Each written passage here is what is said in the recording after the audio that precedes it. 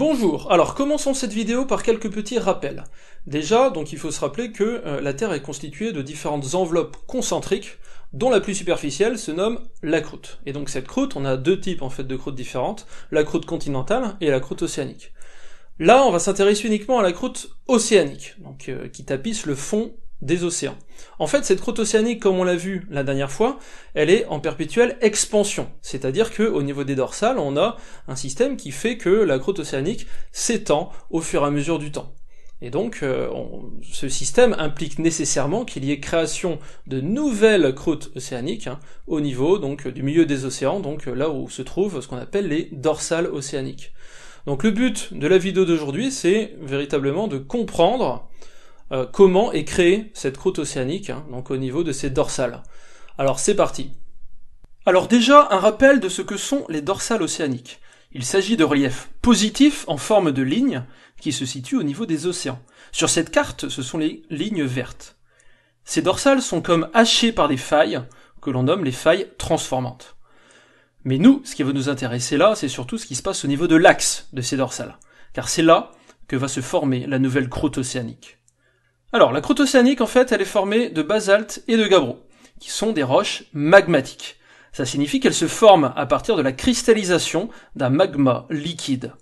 On va donc essayer de comprendre comment on obtient ce magma. Pour obtenir du magma à partir de roches solides, il faut bien sûr que les températures soient très chaudes, ça je pense que tout le monde le comprend, mais ce qui est moins instinctif, c'est que la fusion dépend d'un deuxième paramètre, qui est la pression. En fait, plus la pression est élevée, plus c'est difficile que ces roches entrent en fusion. On peut ainsi placer ces deux paramètres dans un diagramme, que l'on appelle prosaïquement diagramme pression-température, ou diagramme PT, avec la température sur l'axe des abscisses et la pression sur l'axe des ordonnées. Au passage, vous avez remarqué que l'axe de la pression est orienté vers le bas, car la pression dépend de la profondeur, et qu'il est bien sûr plus instinctif de représenter une profondeur vers le bas. Dans ce diagramme, on peut placer deux lignes qui vont délimiter la fusion des roches du manteau. Le solidus, qui correspond à la limite de fusion partielle des roches, et le liquidus, qui correspond à la limite de fusion totale. Alors concrètement, cela signifie que si les roches se trouvent à gauche du solidus, alors elles seront uniquement à l'état solide. Si elles se trouvent entre le solidus et le liquidus, alors on aura fusion partielle, donc un mélange entre une phase solide et une phase liquide. Et si elles se trouvent derrière le liquidus, à droite, alors elles seront entièrement liquides. Mais ça, en fait, ça n'arrive jamais dans les conditions naturelles. Du coup, ce liquidus, il sert pas à grand chose, en fait. Dans le diagramme, on peut aussi rajouter le chemin pression-température des péridotites du manteau. C'est ce qu'on appelle le géotherme. En gros, les roches du manteau, en général, elles sont alignées sur cette courbe-là. Du coup, on peut constater que, dans les conditions normales, ce géotherme ne franchit pas le solidus. Donc, dans les conditions normales, les roches du manteau restent à l'état solide. Il y en a, du coup, pas de magmatisme. Mais, évidemment, à l'aplomb des dorsales, c'est un peu différent, et on va voir pourquoi. En fait, vous devez savoir qu'il y a des mouvements de convection dans le manteau ductile, donc dans la sténosphère et dans le manteau inférieur. Et au niveau des dorsales, ces mouvements de convection font remonter des péridotites des profondeurs vers la surface. Ce phénomène, on peut l'observer car cette remontée amène de la chaleur vers la surface. Ce qui se voit si on regarde la carte des flux thermiques océaniques par exemple. Donc sur cette carte, on voit bien en effet que les flux de chaleur sont beaucoup plus importants au niveau de l'axe des dorsales. Ces remontées de roches profondes se constatent aussi en tomographie sismique. En fait, à cause de la chaleur amenée par ces matériaux profonds qui sont en train de remonter, les roches sont un peu plus ductiles, donc un peu moins rigides, et ça ralentit les ondes sismiques.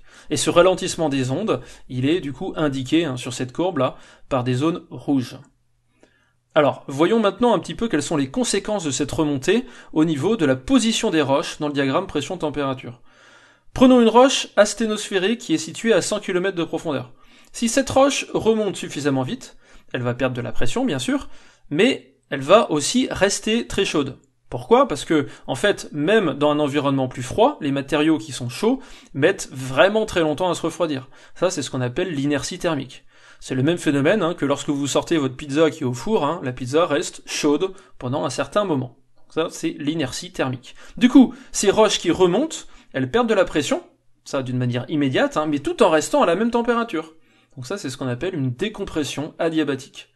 Et c'est grâce à cette décompression adiabatique que les péridotites vont pouvoir franchir, ici, le solidus, ce qui sera, du coup, responsable d'une fusion partielle. En l'occurrence, il y aura environ 15% de la péridotite qui va entrer en fusion, et ainsi donner du magma. Alors, l'histoire ne s'arrête pas là, car le magma qui a été créé par la fusion partielle, ensuite, il va s'extraire de la roche-mère. Et comme ce magma est moins dense, il va remonter, donc tout simplement à cause de la poussée d'Archimède. Et une fois arrivé dans la croûte, le magma va s'accumuler dans un espèce de réservoir qu'on appelle une chambre magmatique. Et du coup, le magma, il peut, à ce moment-là, ou bien rester dans la chambre magmatique, voire cristalliser sur place, ou bien il peut de temps en temps fracturer les roches qui sont au-dessus pour aller jusqu'à la surface. Au passage, on peut visualiser la chambre magmatique grâce à des techniques de sismique réflexion. En fait, le principe, c'est que les scientifiques font péter des petites charges explosives pour générer les ondes sismiques, et ensuite ils vont enregistrer le retour de ces ondes sismiques, qui vont être réfléchies sur différentes discontinuités qui sont situées en profondeur. On obtient donc ce genre de coupe avec chaque petit trait noir qui correspond à ce qu'on appelle un réflecteur, c'est-à-dire une surface qui réfléchit les ondes. Et sur ce profil sismique, du coup, on voit notamment le MOO, qui se trouve ici, et qui correspond donc à la limite entre croûte et manteau. Et du coup, sur cette coupe, on peut visualiser la chambre magmatique, car en fait, c'est l'endroit où il y a le moins de réflecteurs, donc ici. On s'imagine donc que le magma arrive des profondeurs pour venir s'entasser ici dans cette chambre. En schématique, ça donnerait ça, avec la zone de fusion partielle en dessous dans la sténosphère, la chambre magmatique, et le magma qui peut sortir de la chambre pour aller jusqu'en surface en fracturant les roches du dessus. Au niveau des failles transformantes, le décalage engendré permet d'exhumer les parties profondes de la croûte. Ainsi, la structure de la croûte océanique est directement accessible par des submersibles. Grâce aux observations qu'on a pu en faire, on se rend compte que la croûte océanique qui vient de se former a toujours à peu près la même structure. En surface, on a des basaltes qui forment des espèces de boules. En fait, on appelle ça des basaltes en coussin, ou des pillow lava, si vous préférez l'anglais. Puis, juste en dessous, on trouve encore des basaltes, mais qui forment des filons cette fois. Et enfin, dans la partie profonde de la croûte, on a ce qu'on appelle des gabbros. Et donc, sous les gabbros, il y a des péridotites, mais là, il s'agit du manteau, donc on n'est plus dans la croûte. Cette organisation particulière se justifie en fait par les conditions de refroidissement du magma.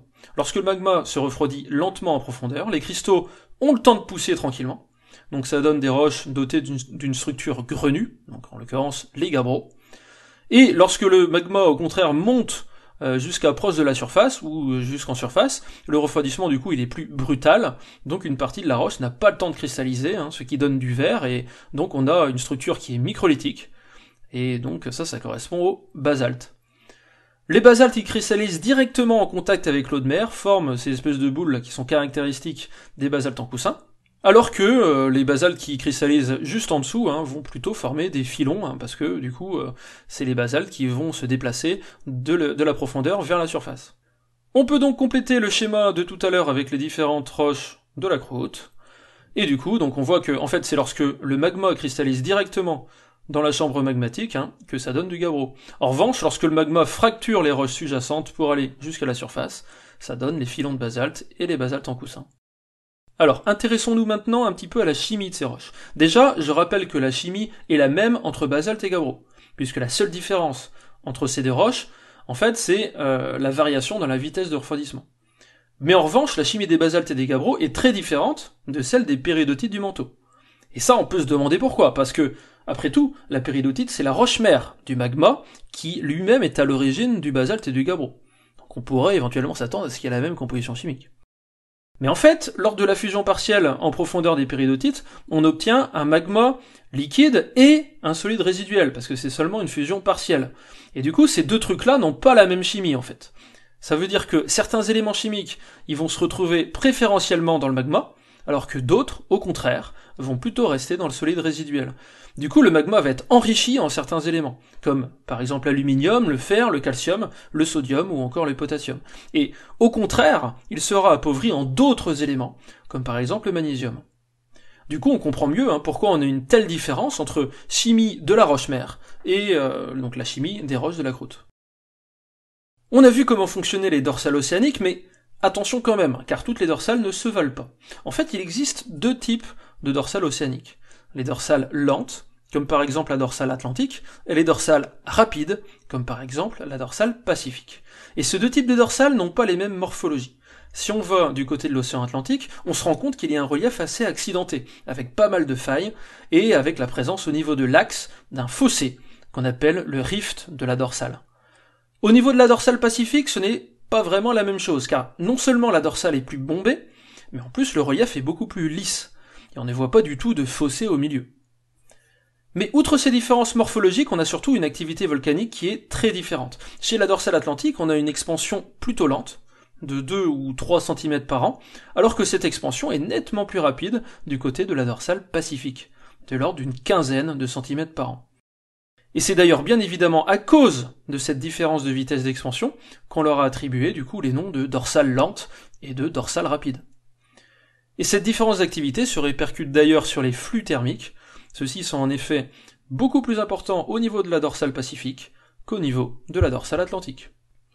Du coup, en schéma, voici ce que ça donne. Donc la dorsale atlantique est une dorsale lente, avec des escarpements et un fossé central, tandis que la dorsale pacifique est une dorsale rapide, avec une surface plus lisse et plus bombée. Et en coupe, on se rend compte aussi que c'est pas exactement la même chose, parce que, en fait, les couches de basalte et de gabbro sont beaucoup plus continues et nettes chez la dorsale pacifique que chez la dorsale atlantique. Et une dernière chose à préciser, chez les dorsales lentes, on peut parfois avoir une production magmatique qui est insuffisante par rapport à l'expansion. Et dans ce cas, en fait, ça peut occasionner une remontée du manteau, qui peut carrément affleurer jusqu'à la surface. Alors, nous avons vu que pour obtenir ces roches de la croûte océanique, il fallait déjà obtenir du magma. Et pour obtenir du magma, en fait, ce qui permet de faire ça, c'est les remontées, donc, de matériel asténosphérique, donc de matériel mantélique, de la profondeur, vers la surface, donc remontées qui sont occasionnées à la faveur des mouvements de convection qui agitent un petit peu le manteau ductile. Cette remontée va entraîner une décompression adiabatique qui va permettre au péridotite de franchir le solidus, c'est-à-dire de franchir la limite de la fusion partielle. Donc on va obtenir une fusion partielle d'environ 15%, donc un magma, qui va s'extraire de la roche-mère pour remonter ensuite, et qui va aller s'entasser à la base de la croûte, dans ce qu'on appelle une chambre magmatique. À partir de là, il y a deux possibilités, ou bien elle va rester sur place et elle va cristalliser très lentement, et donc là on va obtenir plutôt des gabbros, ou bien elle va fracturer les roches du dessus afin de monter jusqu'à la surface, et dans ces cas-là ça va se refroidir beaucoup plus vite et ça va donner des basaltes. Voilà, et ce sera donc tout pour aujourd'hui, et donc la prochaine fois, on va voir comment évolue cette croûte océanique, parce que au moment où elle est créée au niveau de la dorsale, mais ensuite elle va s'éloigner doucement de l'axe de la dorsale, tout en vieillissant, et en vieillissant, on va voir qu'elle va subir des modifications, mais ça, du coup, ça sera le sujet de la prochaine vidéo. Ce sera tout pour aujourd'hui.